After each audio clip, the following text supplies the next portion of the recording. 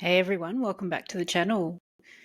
So, today I want to talk about the difference between toxic relationships and narcissistic relationships. And I think the most important thing to remember when looking at these two things is that not every toxic relationship is narcissistic, but every narcissistic relationship is toxic. So, these terms get thrown around online quite a bit interchangeably, a toxic relationship or a narcissistic relationship. But I think that understanding the difference can completely change how you view it and how you heal from these two different types of relationships. So let's have a closer look.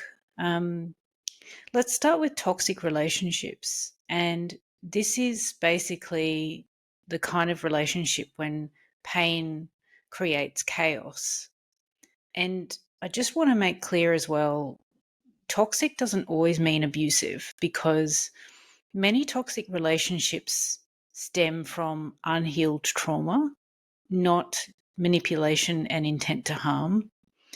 And often what you'll find in relationships that can be classified as toxic is that, there is actually a lot of genuine care and love there, but there's also a cycle of conflict and fighting and misunderstandings that can potentially become quite dramatic and maybe even in some occasions unsafe.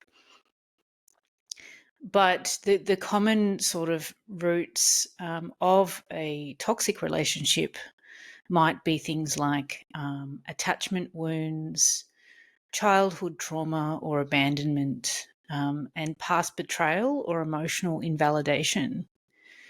So I know I've just thrown a lot of sort of therapeutic words around there. I guess being a therapist myself, sometimes I find myself falling into that trap of overly explaining things in sort of clinical ways. And I might actually make some further videos just really teasing out these topics for maybe people who might not be familiar, just around things like attachment wounds, what they are, childhood trauma. I mean, I guess that's self explanatory, but just digging into what that might look like a little bit more, and past betrayal, because that's a really big one in toxic relationships in particular, and in narcissistic relationships, to be honest. But anyway, so going back to toxic relationships. So in a toxic relationship, the partners trigger each other's pain, and they create a reactive cycle of conflict and disconnection. And it's not about control, as I said before. It's about fear and unmet emotional needs.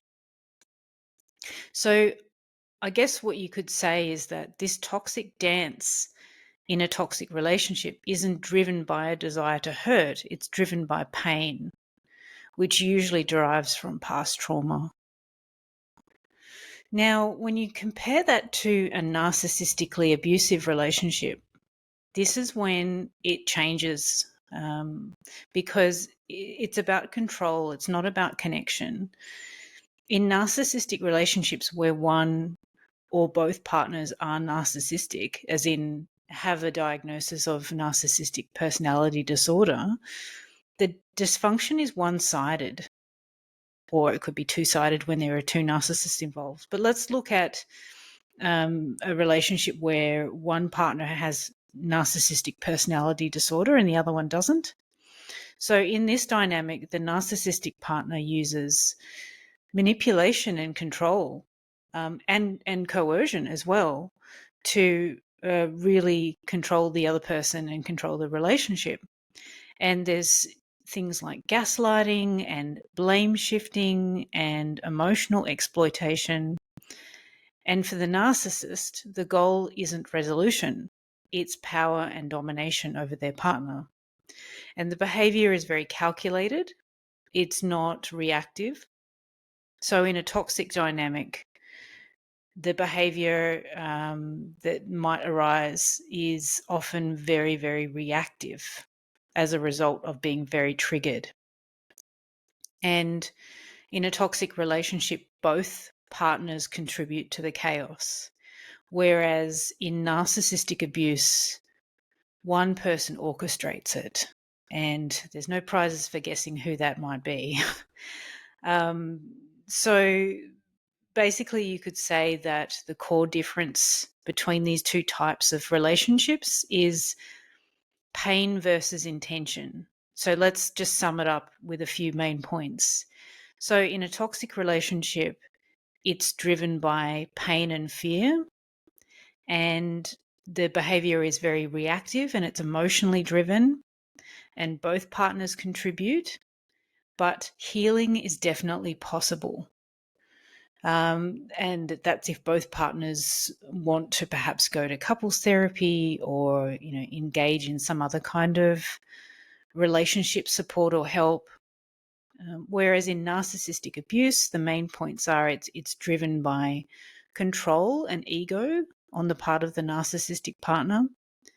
Their moves are strategic and manipulative. The narcissistic partner dominates the relationship, and healing together is rarely possible. In fact, I would probably go so far as to say that that's going to be almost impossible. As in, when you've got a partner who has narcissistic personality disorder, that by definition is usually very, very fixed.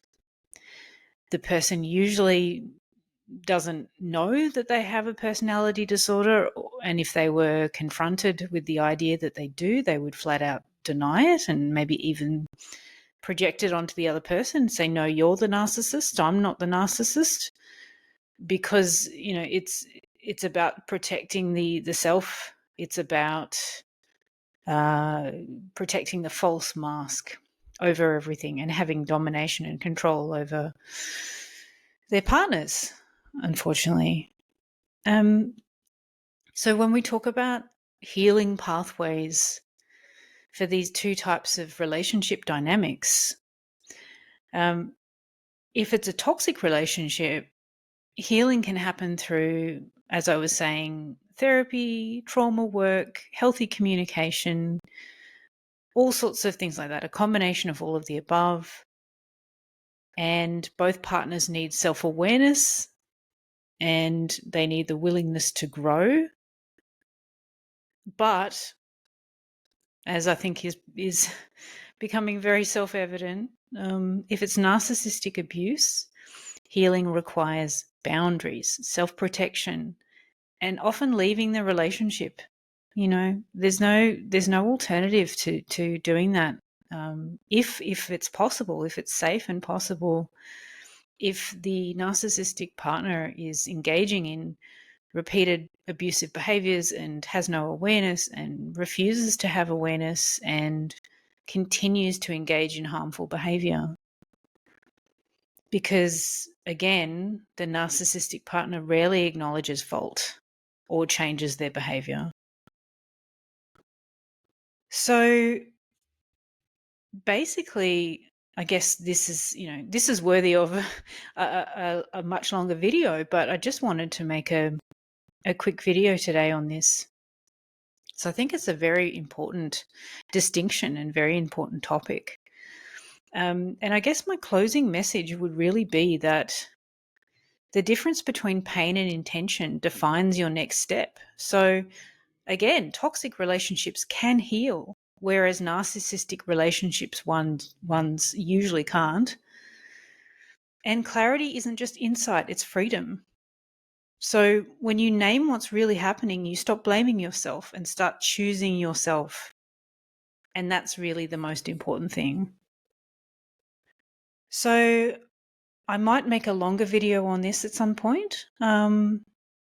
But, that's it for today. And thank you so much for listening. And I'll talk to you again soon. Okay. Bye for now.